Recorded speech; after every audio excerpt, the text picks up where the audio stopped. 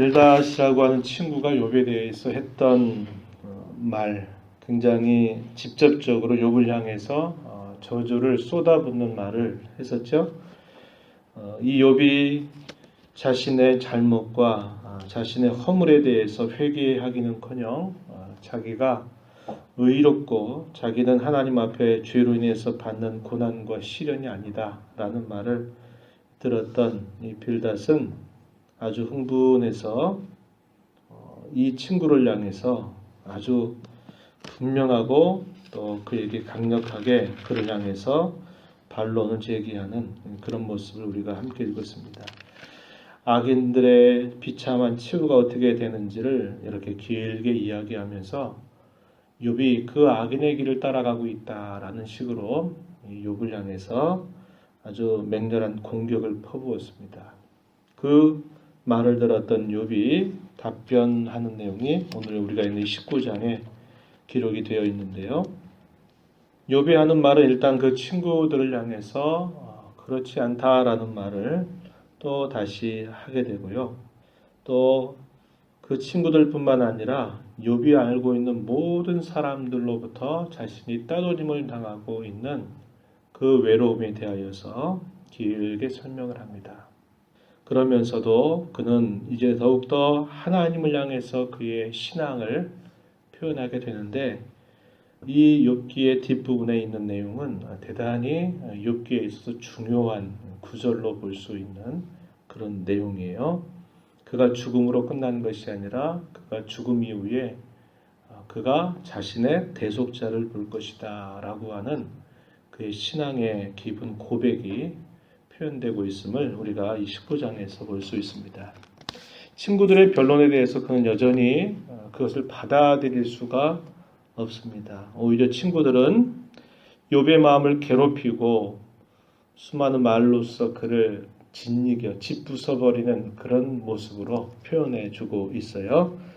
2절 말씀에 한번 보십시오. 19장 2절 너희가 내 마음을 괴롭히며 말로 나를 짓부수기를 어느 때까지 하겠느냐. 만약에 내가 정말 잘못한 것이 있다면 내가 분명히 인정할 수 있을 정도로 받아들일 수 있을 정도로 내게 그 말을 하라는 겁니다. 내게 있는 죄악이 정말 무엇인가를 바르게 드러내보라 이렇게 얘기하는 겁니다. 그런데 욥이 이렇게 말을 할 때는 결코 그 친구들이 말하듯 자기의 죄값 때문에 그런 시련과 고통이 온 것이 아님을 여전히 욥은 친구들 앞에서 자신의 입장을 변론하는 그런 태도를 가지고 있어요.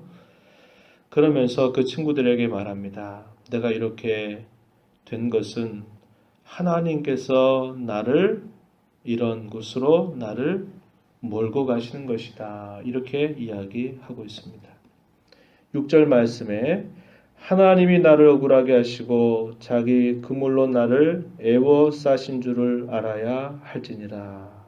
이렇게 표현하죠. 욥이 깊은 고통 속에서 하나님은 자신의 이러한 마음을 좀 말씀해 주신다면 참 좋겠다. 이러한 마음을 간절하게 갖고 있는데 하나님은 계속 침묵으로 일관되어 있는 듯한 그런 모습을 보면서 친구들은 계속적으로 욥 자신을 공격하게 되니까 욥이 그 고통 가운데서 하나님을 향해 오해하는 그런 표현들이 이렇게 간간히 드러나고 있는 것을 우리는 볼 수 있는 겁니다. 7절 말씀에 내가 폭행을 당한다고 부르짖으나 응답이 없고 도움을 간구하였으나 정의가 없구나. 8절에서도 그가 내 길을 막아 지나가지 못하게 하신다. 9절에서는 내 영광을 거두어 가신다. 10절에서 사면으로 나를 거르신다. 내 희망을 나무 뽑듯 뽑으신다. 11절에서는 이렇게까지도 표현하죠. 하나님이 나를 향해서 진노하신다. 나를 원수같이 보신다. 이렇게까지 욥이 말을 하고 있는 겁니다. 이건 분명한 욥의 오해고요.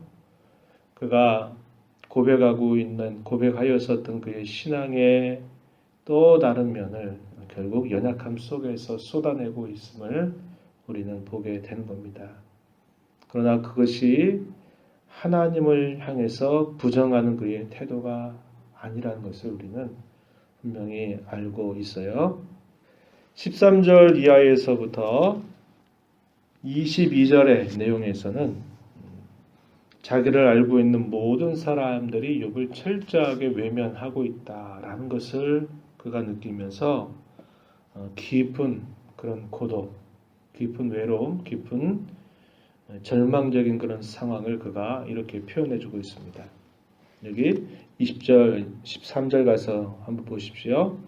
나의 형제들이 나를 멀리 떠나게 하시니 나를 아는 모든 사람이 내게 낯선 사람이 되었구나.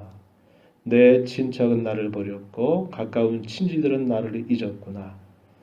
내 집에 머물러 살던 자, 내 여종들은 나를 낯선 사람처럼 타국 사람처럼 취급하고 있구나.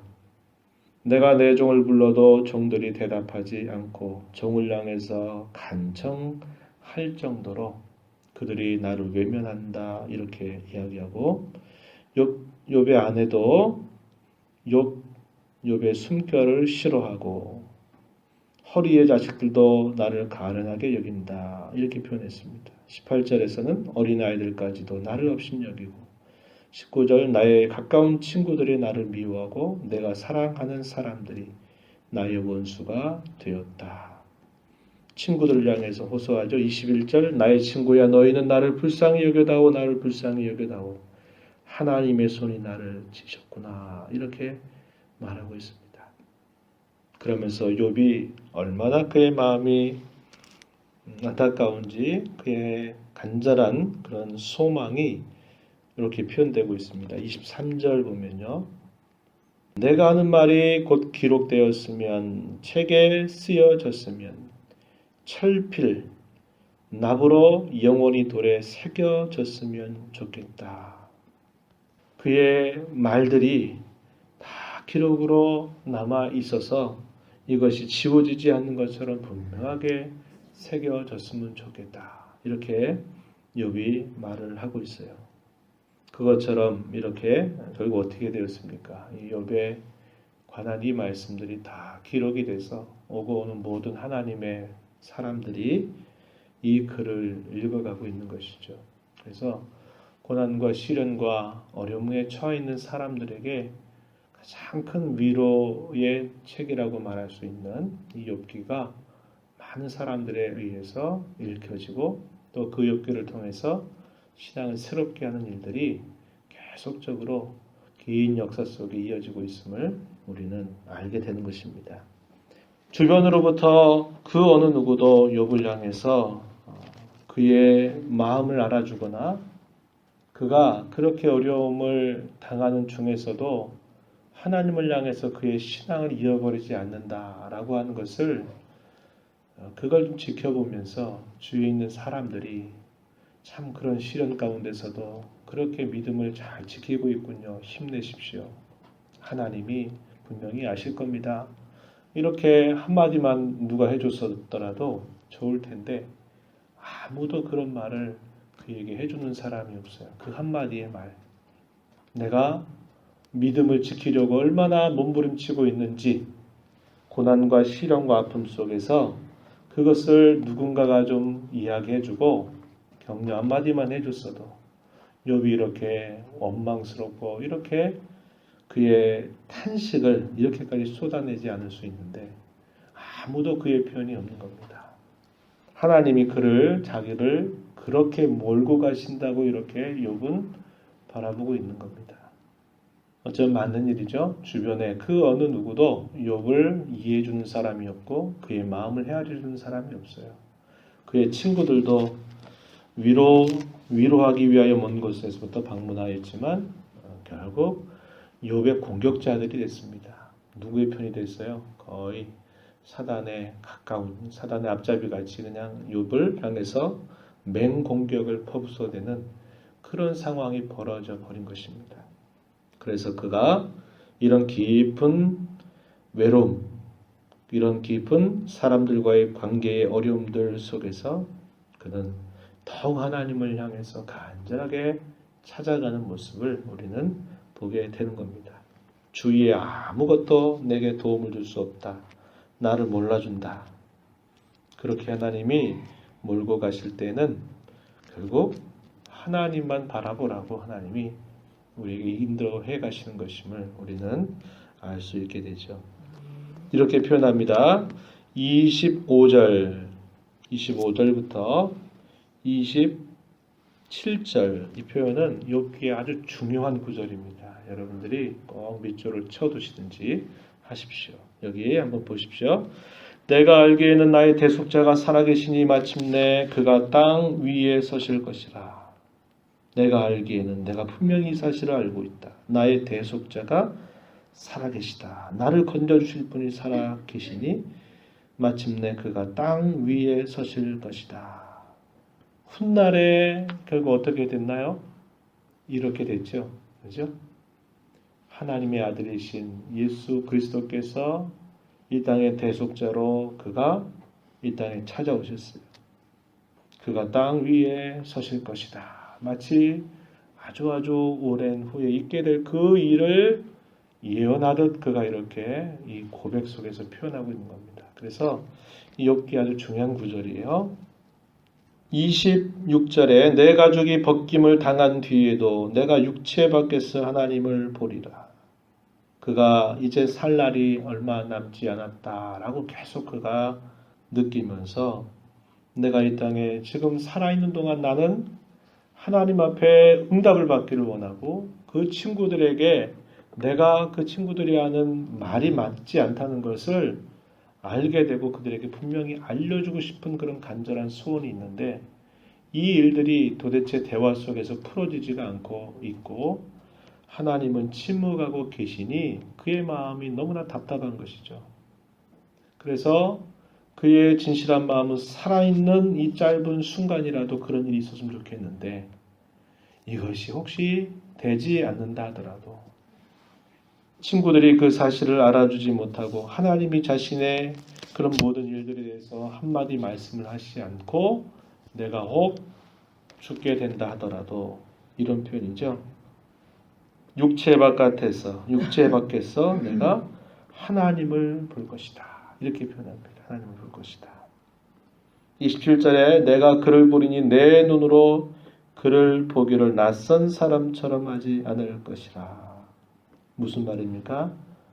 우리가 욥기의 초두에서 읽었던 것처럼 그가 매사에 하나님과 동행하는 삶을 언제나 살아왔기 때문에 비록 지금은 하나님이 침묵하시는 것에 대해서 그가 이해할 수 없고 그 상황을 온전하게 받아들일 수 없지만 그러나 내가 죽고 난 다음 내가 하나님을 배울 때 하나님 내게 낯선 분이 아니시다 이렇게 표현하고 있다는 겁니다. 이것은 그가 지금까지 살아온 그 나날들 동안 하나님과 얼마나 그가 친밀하게 교제하고 가까이하고 살았었는가 하는 것을 우리에게 보여주는 표현이기도 한 것입니다.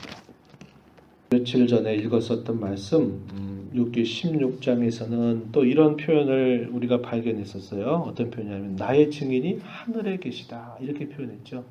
그리고 중보자가 계시다. 나와 사람 사이의 중보자, 나와 하나님 사이의 중보자, 중보자가 계셔서 중재하기를 원한다. 그 표현을 그가 이야기했고요. 또 욥기서 17장의 내용에서는 담보물을 달라고 하나님을 자신의 보증으로 생각하면서 그가 표현하는 말들을 봅니다. 이런 표현들은 대단히 주옥 같은 신앙의 표현들입니다. 나의 증인이 하늘에 살아계시다. 나의 중보자가 계시다. 오늘 본문 속에서는 나의 대속자가 살아계시다. 이런 표현들은 대단히 아주 주옥 같은 이 욥의 신앙의 고백임을 우리가 볼 수 있는 것입니다. 저와 여러분이 이 땅에 살면서 우리가 언제나 우리의 시선을 향할 곳은 바로 그것입니다. 우리 주께서 계신 그곳, 우리를 위해서 언제나 중보하시는 그분을 향해서 언제나 바라보는 그런 신앙의 자세를 우리는 이걸 통해서 잘 배우게 되고요. 하나님 이렇게 침묵하셨던 이유가 뭡니까? 너는 이런 시련과 고통 속에서도 네가 그 믿음을 통해서 감당할 수 있다. 이것 아니겠습니까? 사탄은 그 그렇게 한번 해보세요. 그러면 욥은 다 똑같은 사람처럼 결국 하나님을 모욕하고 등질 겁니다. 이렇게 사탄은 하나님을 향해서 이렇게 이야기했고, 하나님은 아니, 그런 시련과 고통을 당해도 그는 나를 결코 저버리지 않을 거다. 나를 향한 믿음을 견고하게 붙잡을 것이다. 하나님 이것을 계속 이 사탄을 향해서 말씀했고, 이것을 지금 그의 고통과 시련 속에서 삶을 통해서 증명해 내기를 기다리고 계시면서 그의 마음을 붙드시고 그의 상황을 조성해 가고 계시다는 것을 우리가 볼 수 있어요. 저와 여러분이 어려움을 당하면 하나님이 내 믿음을 보여라, 증명해라 한 것을 하나님이 내게 기다리고 계심을 생각하면서 어려움을 당하시더라도 다른 거 바라보지 않고 오직 하나님을 향한 믿음을 갖고 하나님만 바라보는 저 여러분 모두가 되기를 진심으로 바랍니다. 하나님 아버지 감사합니다. 이 새벽 시간에도 저희들을 불러주셔서 하나님의 면전에 서게 하시고 찬송과 말씀을 들음으로 하나님 앞에 저희들을 붙잡아 주시면 감사합니다. 들은 말씀을 따라 저희들에게 여러 가지 시련과 어려움들이 우리에게 주어질 때 하나님을 찾고 하나님을 바라보고 하나님을 믿는 것을 우리에게 기대하시면서 하나님이 때때로 침묵하시듯 그 시간들을 두실 때가 있음을 저희가 바라보고 도움이 없는 인생들을 의지하거나 바라보지 않고 오직 우리의 중보자, 우리의 하늘에 계신 증인, 우리 하나님을 언제나 바라보며 넉넉하게 이겨나갈 수 있는 복된 삶이 되도록 도와주옵소서. 은혜의 보호자 앞에 나와 간구하던 심령들의 간구를 들어주시고 기도 가운데 하나님을 배우는 귀한 시간, 이 하루 주와 동행하는 복된 시간이 되도록 인도하여 주시옵소서. 예수님 이름으로 간절히 기도하옵나이다. 아멘.